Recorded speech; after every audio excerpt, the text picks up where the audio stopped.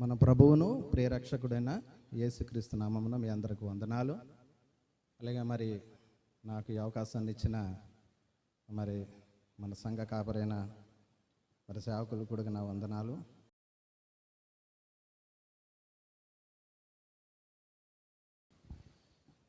మరి అన్న చెప్పింది మరి కీర్తనల భాగము మన అనుదినంగా ధ్యానిస్తున్నాము. అయితే నాకు ఎప్పటి నుండో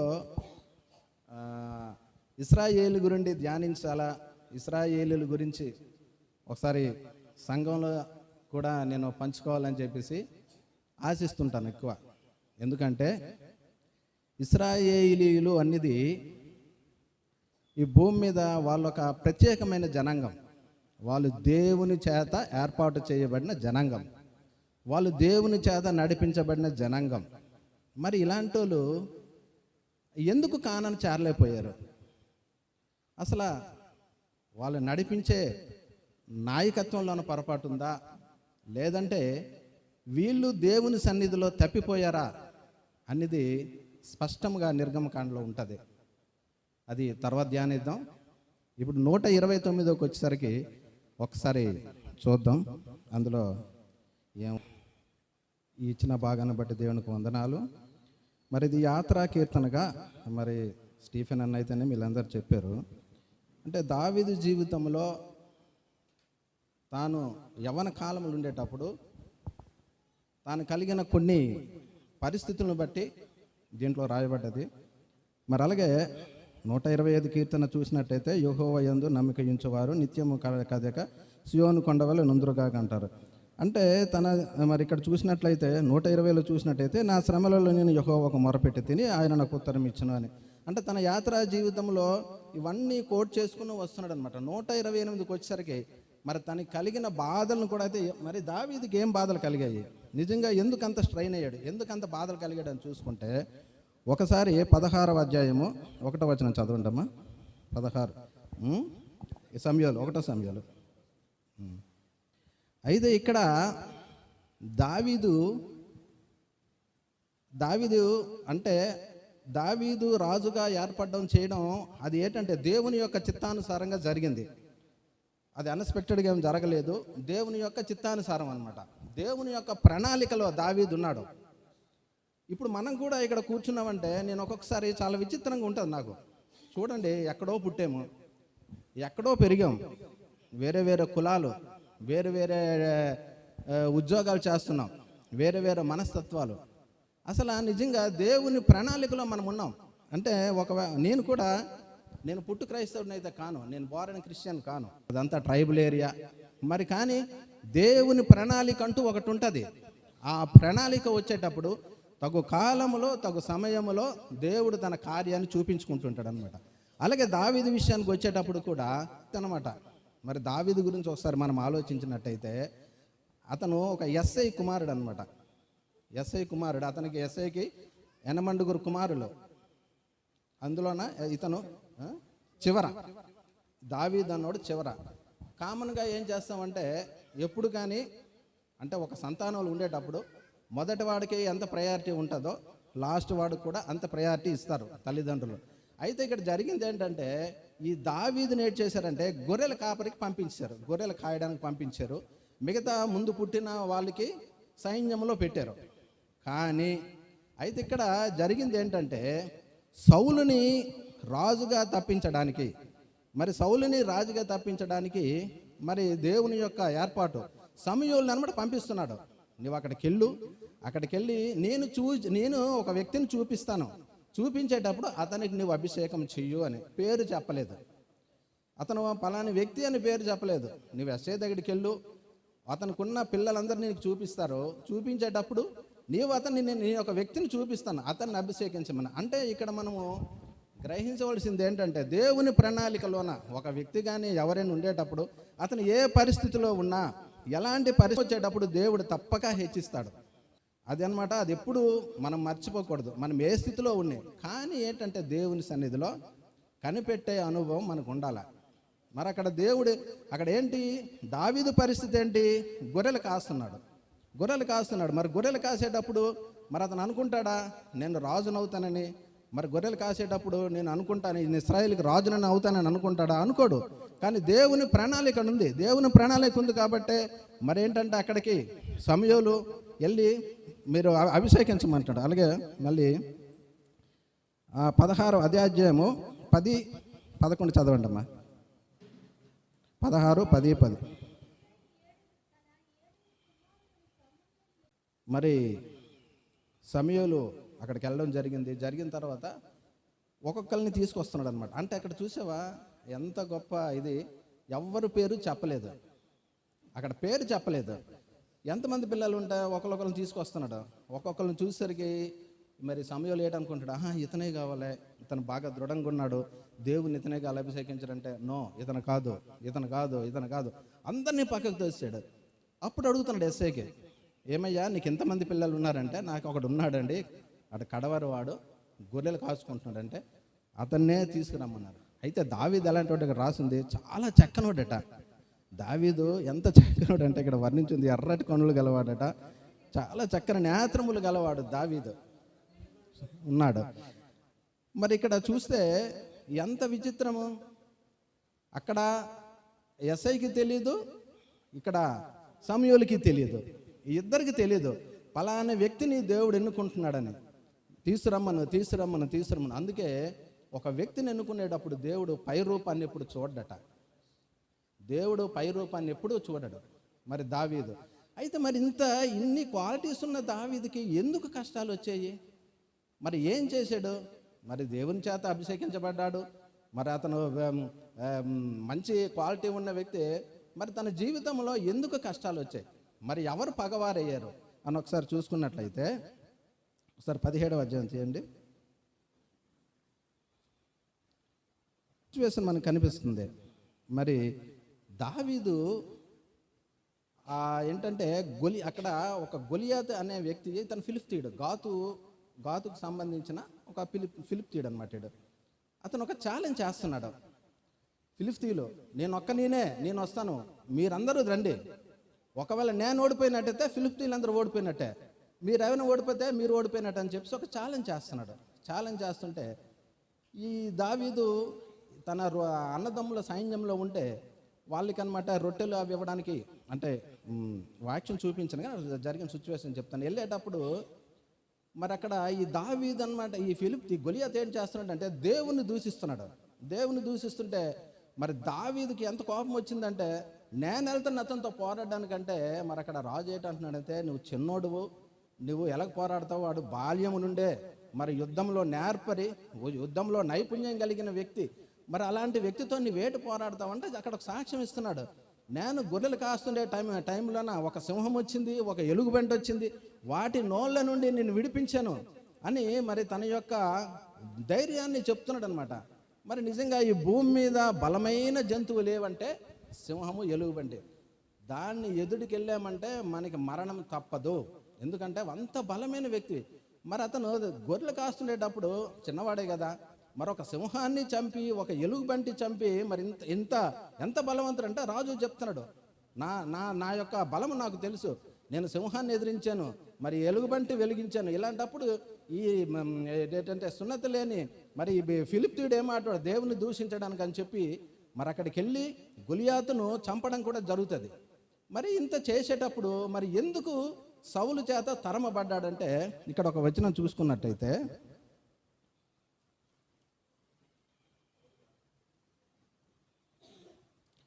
ఒకసారి 18 తీయండి అమ్మా. 18 వచనం, 18వ అధ్యాయము 6 నుండి 9 వరకు చదవండి.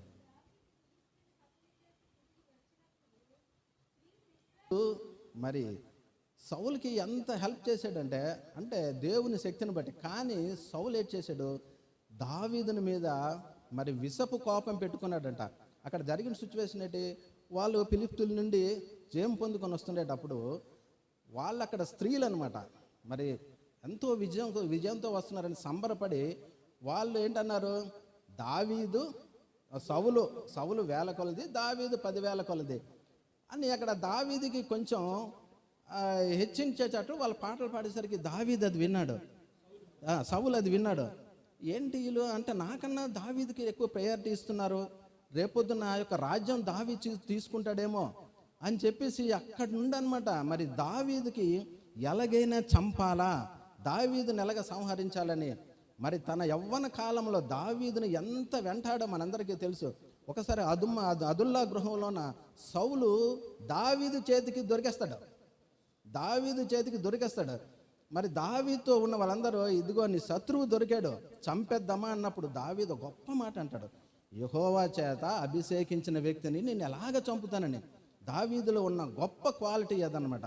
అందుకే దావీదు ఒక బెత్షెబా విషయంలో తప్పించి దేవుని హృదయానుసారుడుగా మార్చబడ్డాడు అనమాట. మరి తన యవ్వన కాలంలోన మరి ఎన్నోసార్లు ఒకసారి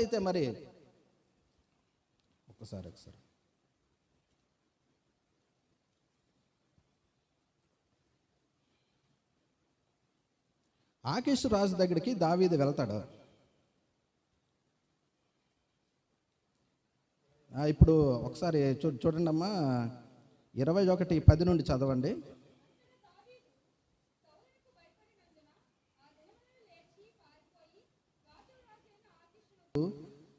సౌలుకి భయపడి తన చర్యను మార్చుకున్నాడు అనమాట.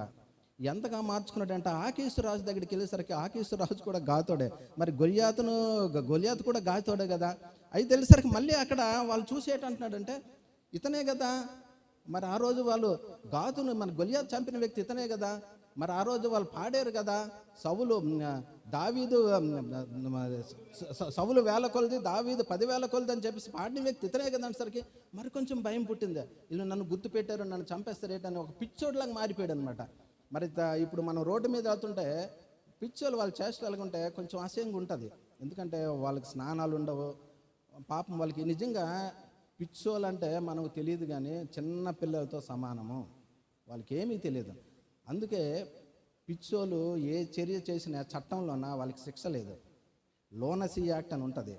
పిచ్చోళ్ళు ఒక వ్యక్తిని చంపేసినే వాళ్ళకి చట్టంలోన వాళ్ళకి మినహాయింపు ఉంటుంది. ఎందుకంటే వాళ్ళు ఏం చేస్తున్నారో వాళ్ళకి తెలియని పరిస్థితులు వాళ్ళు చేశారని. అలాగే దావీదు ఏంటంటే అక్కడ పిచ్చోడిలాగా అయిపోయాడు. మరి చూసారా ఎంత ఇబ్బంది పడ్డాడు దావీదు. మరి దావీదు చేసిన ఇందులో ఉన్న పొరపాటు ఒకటైనా కనిపిస్తుందా? మరి దావీదు చేసిన తప్పు ఏదైనా ఇందులో ఉందా? కానీ ఏంటంటే దావీదుకి దేవుని దృష్టిలో అయినా సరే దావీదుకి ఎక్కడ అపజయం కలగలేదు.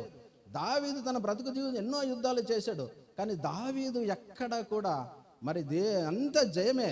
దావీదు జీవితంలో ఒక్క బెత్షెబా విషయంలో తప్పించి దేవుడు అన్ని విషయాల్లో దేవుడే సాక్ష్యం ఇస్తున్నాడు, దావీదు నా హృదయానుసారుడు అని. మరి ఎంత గొప్ప విషయం అది. మరి అలాంటి దావీదుకి ఎన్నో కష్టాలు వచ్చాయి. చాలాసార్లు సౌలు చేత తరమబడ్డాడు, చాలాసార్లు. ఒకసారి అయితే బల్లెం విసిరిచాడు దావీదు మీదకి, పొడిచి చంపేద్దామని. అంత కోపం వచ్చింది. తర్వాత ఏంటంటే ఆ కొడుకుని కూడా అంటున్నాడు, నీ తాలూకా రాజ్యం తీసుకుంటాడు దావీదు అని. మరి చూసారా దావీదు చేసిన పొరపాటు ఏంటి? మరి ఎంతో తరమబడ్డాడు. మరి ఈ రోజుల్లో కూడా మనం చూస్తే ఒక్కొక్కసారి మన దేవుని గురించి మనము స్థిరంగా ఉండాలనుకున్నా, దేవుని గురించి నిలబడాలనుకున్నా, ఈ లోకయాత్రలో ఎన్నో కష్టాలు వస్తాయి. అవి మన ఫ్యామిలీ నుండి రావచ్చు, మనం పనిచేస్తున్న ఇన్స్టిట్యూట్ ద్వారా రావచ్చు, మరి సమాజంలో కూడా రావచ్చు. ఒక మనము నిజంగా దేవుని సన్నిధిలో స్థిరంగా ఉండాలా, దేవుని సన్నిధిలో నిలబడాలా, మరి అతను ఆ వాక్యానికి అనుగుణంగా సారంగా మనం బ్రతకాలనుకున్నప్పుడు చాలా శ్రమలు వస్తాయి. అది కుటుంబం నుండి రావచ్చు, లేదంటే మరి మనం పనిచేస్తున్న ఇన్స్టిట్యూట్ ద్వారా రావచ్చు, సంఘంలో కూడా రావచ్చు. రాకూడదని ఎక్కడే లేదు, ఎక్కడైనా రావచ్చు. మరి కనుక మరి దావీదును బట్టి మనం నేర్చుకున్నది ఏంటంటే, మరి ఎన్ని శ్రమలు వచ్చినా, ఎన్ని శోధనలు వచ్చినా కూడా మరి దావీదు దేవుని మాటను బట్టి ఎక్కడా కూడా తప్పిపోలేదు. మరి దావీదును బట్టి ఈ విధంగా కొన్ని మాటలు నేర్చుకున్నాం. అయితే ఇప్పుడు నేను ధ్యానించిన నాకు ఇష్టమైన మరొక కొన్ని మాటలు నేను మీతో పంచుకుంటాను. అవేంటంటే ఇశ్రాయేలు గురించి. ఇందాక మీకు చెప్పాను కదా, ఇశ్రాయేలీయులు అనేది నాకు చాలా ఇష్టం. ఇశ్రాయేలీయులు అనేది ఎంత నిజంగా ఇశ్రాయేలీయుల తాలూకా మరి నిర్గమకాండలో చూసుకున్నట్టయితే దేవుని యొక్క బాహుబలం, దేవుని యొక్క శౌర్యం, దేవుని కార్యాలు చూస్తే ఒక్కొక్కసారి నిజంగా ఆ రోజు ఇశ్రాయేలీయులు మనం ఉంటే మనం ఎంత భాగ్యం. అందుకంటాడు ఇశ్రాయేలు నీ భాగ్యం ఎంత గొప్పది కదా అంటాడు. మరి అంటే ఒక్కొక్కసారి నాకు అనిపిస్తుంది, ఆ రోజుల్లో మనం ఇశ్రాయేలు అంటే మన కళ్ళతో కూడా దేవుని కార్యాలు చూస్తాం కదా. మరి నిజంగా మరి ఇన్ని కార్యాలు చూసిన వాళ్ళు ఎందుకు తప్పుండిపోయారు? మరి దేవుని యొక్క ప్రణాళిక ఏంటి? యోసేపు ఐగుప్తులో నుండి వెళ్ళినప్పటి నుండి దేవుని ప్రణాళిక స్టార్ట్ అయ్యే వచ్చింది. ఐగుప్తులోకి వెళ్ళడము, యోసేపు అక్కడ చెరసాలలో వేయడము, మరి తర్వాత అక్కడ కళలు చెప్పిన తర్వాత అక్కడ ఆ దేశానికి ఒక రాజుగా మారడము, తర్వాత ఇశ్రాయేలు దేవుని ప్రణాళికలను బట్టి విస్తరించడము. ఎంతగా విస్తరించారంటే ఆ ఫరో చనిపోయిన తర్వాత మరో ఫరో వచ్చిన తర్వాత అక్కడున్న ఐగుప్తీయులు భయపడిపోయారు. వీళ్ళని చూచి వీళ్ళు ఇంతగా విస్తరిస్తున్నారు, రేపొద్దున్న వీళ్ళు మన మీద తిరగబడతారేటని వాళ్ళకి బానిసత్వం కింద ఒక బానిసలుగా మార్చడం జరిగింది. అంటే ఎంత బానిసత్వం అంటే ఇటుకలు తయారు చేయవారు గాను. మరి మొన్న నేను చూశాను, ఐగుప్తులో ఉన్న పిరమిడ్స్ ఉంటాయి, అది వండర్ వరల్డ్ ఇదన్నమాట, ఒక గుర్తింపు ఐగుప్తు పిరమిడ్స్. ఇప్పటికీ కూడా ఆ పిరమిడ్లు ఎలాగ కట్టారనేది తెలియదు. ఎందుకంటే ఒక్కొక్క స్టోను ఒక్కొక్క జీప్ అంత ఉంటుంది, ఒక్కొక్క స్టోను ఒక్కొక్క జీప్, కొన్ని వేల స్టోన్లు. మనము ఎటు నుండి ఆ పిరమిడ్ చూసినా ఒక్కలాగే కనిపిస్తుంది. మరి ఇవన్నీ ఎవరు కట్టారు? అప్పుడున్న ఇశ్రాయేలీలే కట్టారు. అంటే ఎంత బానిసలుగా మార్చారంటే ఐగుప్తీయులు, కఠినమైన బానిసత్వం అనమాట. వాళ్ళు ఒక స్టోన్ లాగా తయారైపోయారు. కఠినమైన బానిసత్వం నుండి స్టోన్ లాగా తయారైపోయిన అలాంటి ఇశ్రాయేలీల్ని మోషే నడిపిస్తున్నాడు. దేవుని ప్రణాళిక అంటే మనం ఏదైనా సరే ఏటనుకుంటామంటే ఇదేదో జరిగిందని కాదు, అది కూడా దేవుని ప్రణాళిక. మోషే గురించి ఎంత చక్కగా చెప్పారు. మోషే దాని పుట్టడము ఒక ప్రణాళిక, దాని బ్రతకడము ఒక ప్రణాళిక, ప్రతిదీ దేవుని యొక్క ప్రణాళికలోనే జరుగుతుంటుంది. ఆ ప్రణాళికలో జరిగేటప్పుడు గొప్ప కార్యాలు చూస్తామన్నమాట. మరి అలాగే ఒకసారి చూడండి అమ్మ, నిర్గమకాండము 15:24 చదవండి.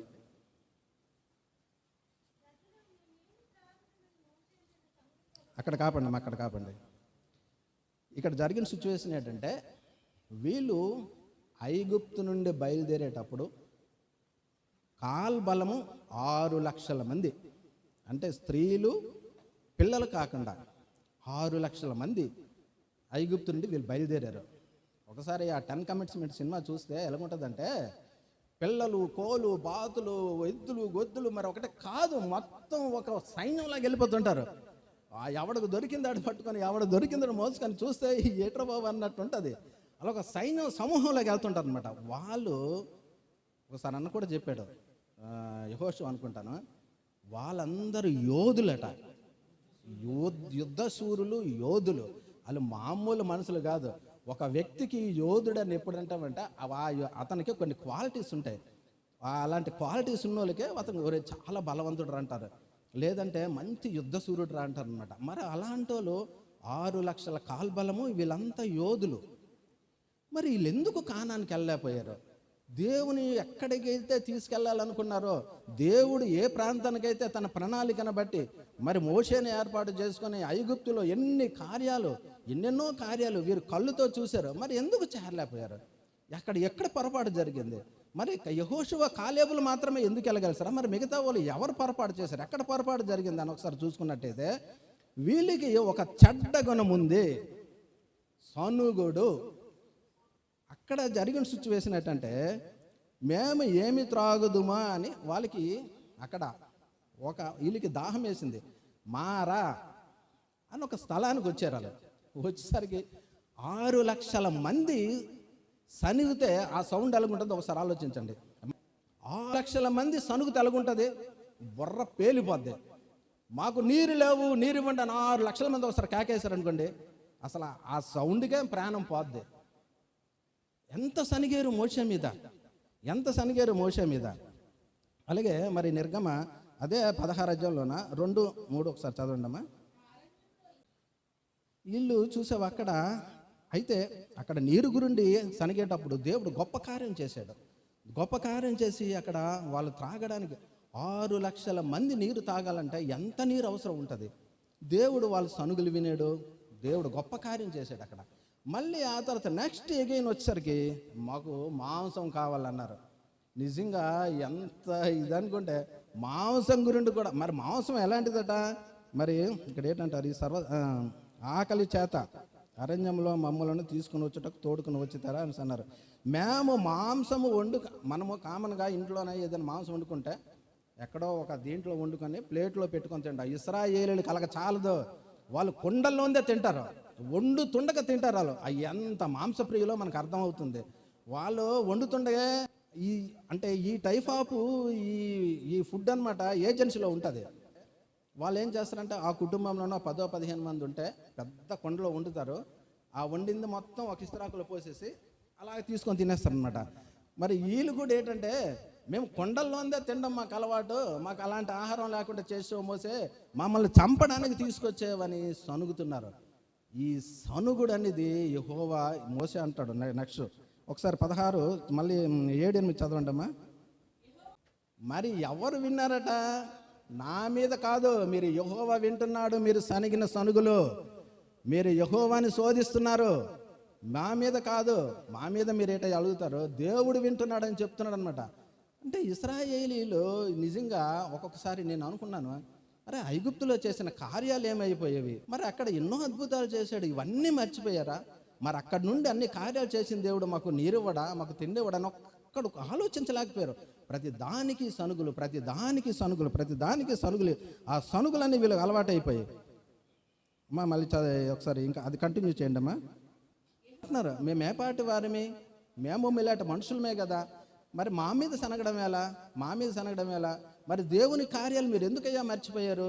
మీకు నీరు కావాలంటే నీరు ఇచ్చాడు, మరి ఇన్ని చేసిన దేవుని కార్యాలు మర్చిపోయి ఈ సనిగి సనిగి సనిగి సనిగి లాస్ట్కి ఏంటంటే సంహారకుకు అప్పగించబడి అరణ్యంలో చనిపోయారట వీళ్ళంతా.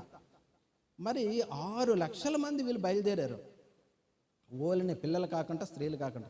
మరి 6 లక్షల మంది కూడా అరణ్యంలోన చనిపోయారట. దేవుడు విసిగిపోయి మరి వాళ్ళని చంపేశాడు అక్కడ. నిజంగా చెప్పుకోవాలంటే అంత నిజంగా అంత దేవుడిని విసిగించారు.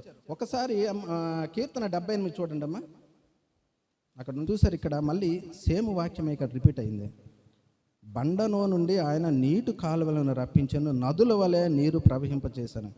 అసలు బండను కొడితే అన్ని నీళ్ళు వస్తాయా?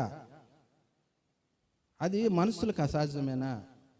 ప్రవాహంలాగా పారిందట నీరు, నదీ ప్రవాహంలాగా పారిందట నీరు. దాన్ని కూడా ఈ లేట్ చేశారంటే గ్రహించలేకపోయారు. ఆ నదీ ప్రవాహంలాగా మరి అంత ముందు చూసైతే అతను రాత్రంతయు ప్రకాశంలో నుండి ఆయన వారికి త్రోవ చూపాను, అరణ్యములో ఆయన బండను చీల్చి సముద్రమంతా సమృద్ధిగా నీరు వారికి త్రాగనిచ్చాను. సముద్రంలాగా వచ్చిందట నీరు, సముద్రం అంత ప్రవాహంలాగా వచ్చిందట నీరు. అదే మర్చిపోయారు వాళ్ళు. ఇశ్రాయేలీలో పెద్ద చెడ్డ గుణం ఏంటంటే నేను అనుకుంటున్నాను, ఇలాగ చేస్తే మరొక్క క్షణమే మర్చిపోతారు వాళ్ళు. ఎందుకంటే వాళ్ళు నేను అంటున్నాను, వాళ్ళు ఐగుప్తులో ఉండేటప్పుడు ఈ 400 సంవత్సరాలు ఈ కఠినమైన ఒక దాస్యంలోన వాళ్ళ హృదయాలు, వాళ్ళ మనసులు కఠినమైపోయాయి. అక్కడ బానిసలుగా ఒక స్టోన్లా తయారైపోయినట. వాళ్ళు ఏంటంటే ప్రతీది వాళ్ళ మనసు కఠినమైపోయింది, వాళ్ళ శరీరాలు కూడా కఠినమైపోయాయి. అందుకు దేవుడు ఇన్ని కార్యాలు చేసినా ఇలాగ కార్యాలు చూడడము అలా మర్చిపోవడము, ఇలా కార్యాలు చూడడము అలా మర్చిపోవడము. ఇంకా అలా కింద చదవండమ్మా. చూసారా ఇక్కడ మరి ఇక్కడ ఏంటంటున్నాడంటే యెహోవా మాట